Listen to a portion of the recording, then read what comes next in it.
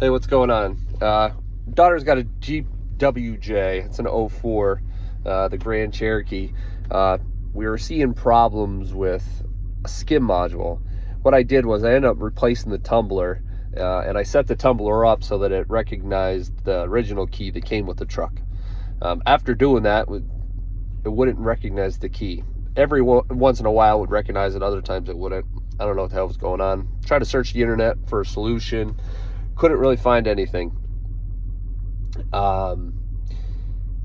So I started to think it's the right key, but it's not recognizing it, but it does sometimes. So maybe it's just like a weak signal. So I was thinking, maybe should I put tin foil on it or something, but that's kind of janky. But I thought of something even more janky. I grabbed two pennies out of the cup holder and I put it on the key. And when I did, and I turned the key, it worked. So now I got 2 pennies wrapped around my daughter's key. But guess what? The Jeep runs. You're welcome.